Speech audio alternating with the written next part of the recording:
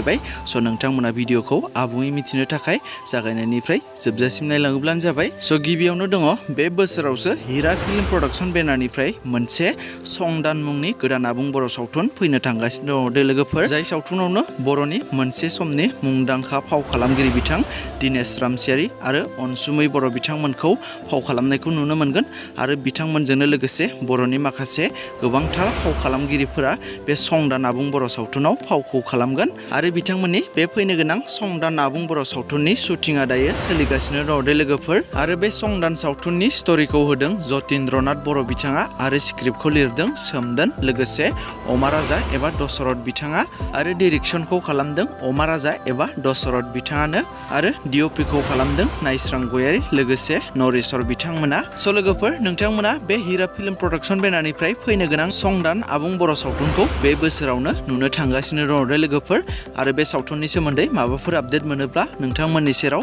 फोरमायनानै होबावगोन। आरो नेक्स्ट आपडेटआव दङ सोरां माल्टिमिडिया बेनारनिफ्राय दिहुनजानाय सन्देह मोनसे शर्ट मुभि एबा सुंद' सावथुननि पार्ट 10 खौबो नोंथांमोना नेक्स्ट उइकआव सचिन लाहारी चेनेलाव नुनो मोनसिगोन दे लोगोफोर। स' नोंथांमोना सिगांनिफ्राय बे सन्देह शर्ट मुभिखौ जायफोरा नायबोदों बिथांमोना मिथिखागोन। स' जोबोर इन्टारेस्टिं आरो बिथांमोना बे फैनो गोनां सन्देह सुंद' सावथुननिनो ससे ट्रेलार भिडिअखौबो सचिन लाहारी चेनेलाव मैया हगारनानै होबाय दे लोगोफोर। स' नोंथांमोना जायफोरा नायनो गोसो गुदुं बिथांमोना सचिन लाहारी चेनेलाव थांनानै बयबो नायहैब्लानो जाबाय। आरो नोंथांमोना बे सन्देह शर्ट मुभिनि पार्ट 10 खौ सोर सोर नायनो थाखाय एक्साइटेड कमेन्टनि गेजेरजों फोरमायहरोब्लानो जाबाय। स' लोगोफोर बिदिब्ला दासिमनि सुंद' आपडेट भिडिअआ बेखिनियानोमोन। जुदि नोंथांमोना भिडिअखौ नायनानै मोजां मोनदोंब्ला लाइक खालामदो आरो बेफोरबायदिनो माखासे गोबांथार फैनो गोनां बर' सावथुनफोर आरो मिउजिक भिडिअफोर आरो माखासे गोबांथार आपडेटफोरखौ मोनबाय थानो थाखाय चेनेलखौ साबस्क्राइब खालामनानै खाथिनि बेल आइकनखौबो अलाव प्रेस खालामना लायोब्लानो जाबाय।